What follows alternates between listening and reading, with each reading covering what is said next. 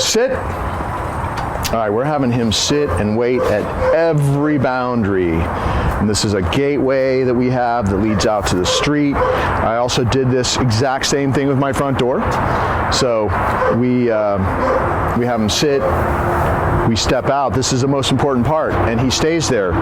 This is to accentuate the fact that this is our boundary, not his. It also takes a much higher level of focus from him to be able to stay in a sit-stay till I come back to get him, and then, okay. And if he has a tendency to pull you through doorways, stop. That means you have to stop, your body has to stop, and then tap him and make sure he waits for a couple of seconds. Okay, till you continue on. Most doorways you're gonna have to close if you're by yourself. So you just do your little left turn. And of course I would do that going in as well, and every doorway going in and going out, gateway and curbs. And this is the way we start our walk here every day. You probably should go that way. Just go this way. Okay.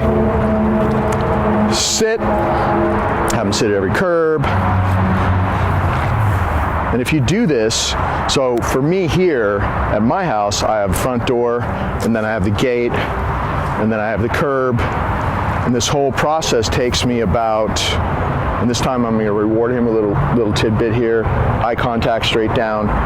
Good. You see how I did that? Straight down. He's literally looking at my eyes as I reward him, and I say good at the moment I give him the reward. So you have all these places where he has to stop and wait and think instead of pulling you out. Like you open the door, he rushes out, he pulls you down the stairs and through the doorways. Now you're starting the walk on your term. The training starts on the inside of your front door before you even go through the front door. Before you open it, you start this. And okay, see how calm he is in the very beginning of this walk? Come on, buddy. If he lags behind, just tap him and keep moving. And our walk starts over here. Whenever I walk him across the street, it's in training mode. I don't let him drag me across the street. And here I have him sit and go. And now we start the walk.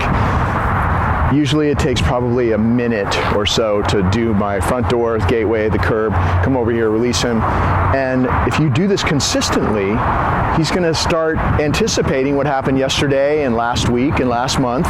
He knows he has to calm down because the walk doesn't start until he is calm and he's really waiting. If he keeps popping up, you have to reset him and make sure that he knows that you're not moving through that boundary, starting at your front door, until he at least does a sit for 5 seconds and does it the way that you saw we were doing it here. And so you'll see that every day you practice that, he's just gonna get calmer sooner because he wants to go on a walk.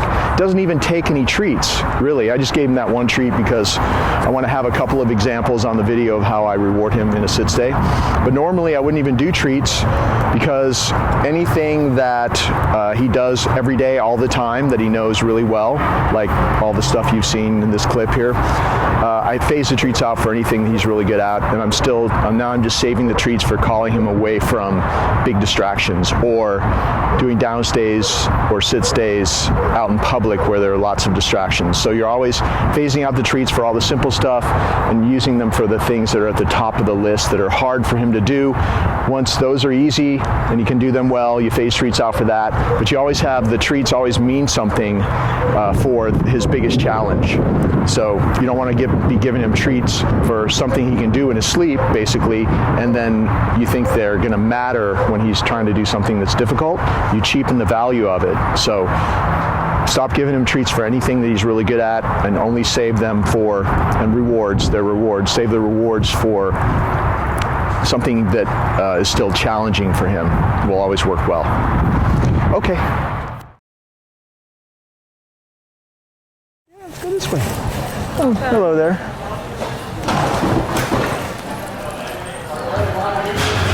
We're just going to practice our basic obedience. Sit. You can stand right there. Got a lot of stuff happening here. Lots of things going by. He deserves a little treat. Good boy. So this is a really hard place for him to practice. Let's keep doing it. Sit. Lots of noises, lots of distractions everywhere. Carts going right past us. He came here being a very skittish little pup, but he's really starting to build up a high level of focus, because he can do this now where he used to be, he was afraid of me 3 weeks ago when he came here. So we're doing a sit here. We put up with a whole bunch of distractions, and we're going to end on a success. And we always reward straight down, good, eye contact, and then go. Pat his chest and say go, and he's free. Sit. Now we only say the command once. We never repeat anything. If he doesn't respond, just apply a little bit of pressure. You're not jerking, popping, or hanging, just a little bit of pressure. Never repeat the command, because the pattern is he hears it once and he ends up doing it because of the way we practice it. So I never repeat the command. When you practice it with him, when you're practicing with him, make sure that you always use a leash, because the leash is the way to gently but firmly reinforce. Good, reinforce the command and not have to ever repeat it. And as time goes by, you'll never have to say it twice, because that's just all he knows, is he hears it once, he goes there. Stay is built in to sit, so we don't say stay, we just teach the dogs to wait for us to release them. So you only say, if I wasn't talking to you, I would have said sit one time, and that's it. We're doing it out here with lots of cars passing by here and distractions and everything. He's staying in a sit stay. He's waiting for me to come back next to him with my right hand, because he's on my left. I'm going to pat his chest and say, nope, hold on. Make sure he really waits. Go. And of course, this is a very difficult place for him to focus, so he's doing pretty well, considering.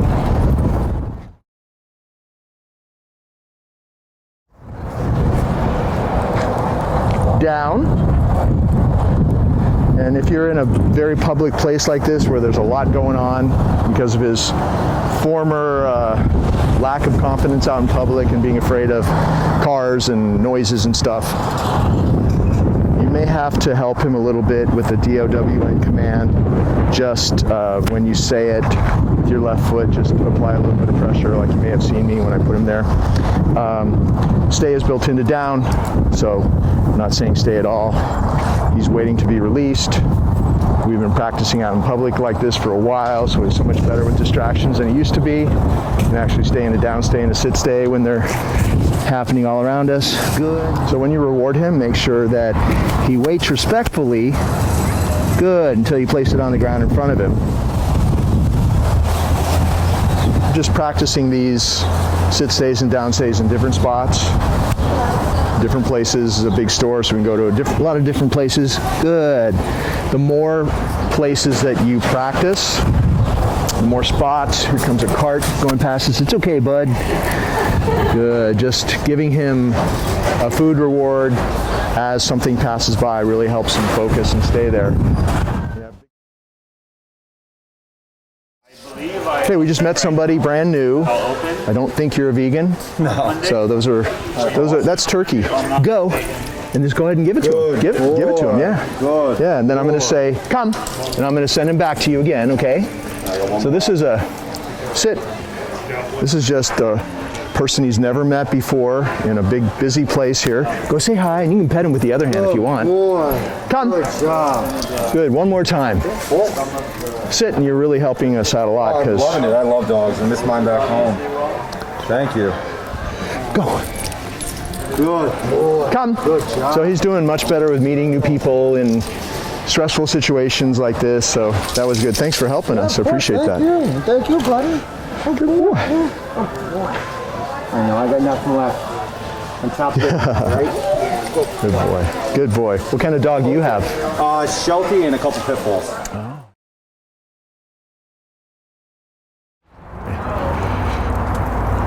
I'm walking towards the camera person here, and you see how we're walking. This is how our walk goes.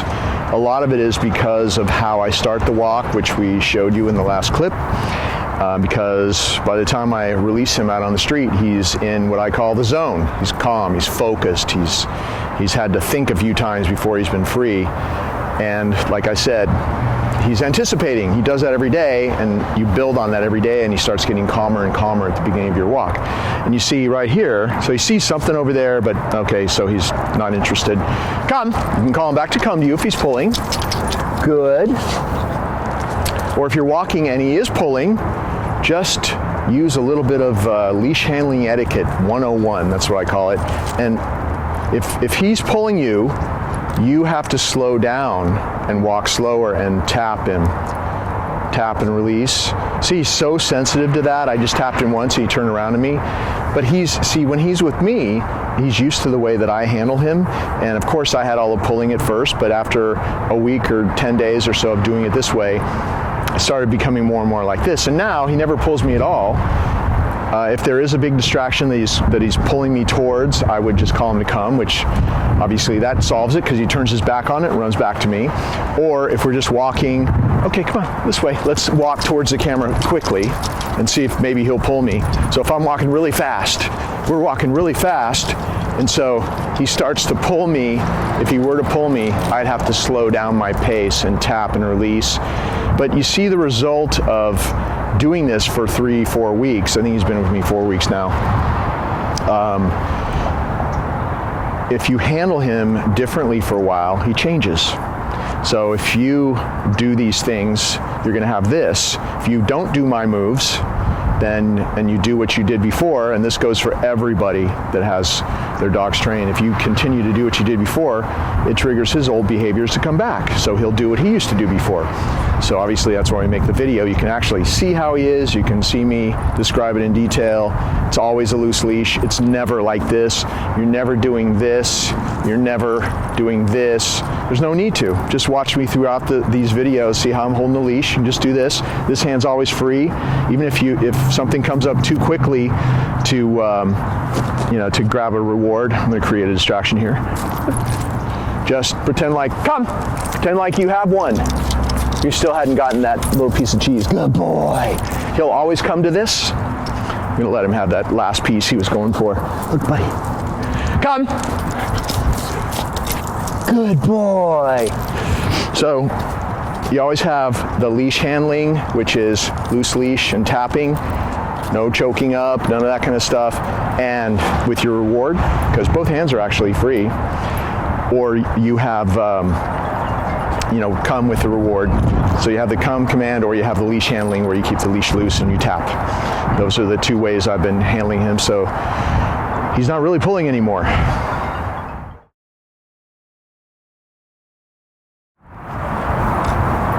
So he's not really very reactive at all to other dogs. We have a dog right here, and see, he's looking at me because he knows every time he sees a dog, I'm going to call him to come to me. Come, but still, if you have any problems, just call him away from the dog. Good boy. And we just wanted to show you at least one dog and show you that he's not being reactive towards dogs on the street. And you always have your recall to use in case he's a little bit too interested in a dog on the street. Okay.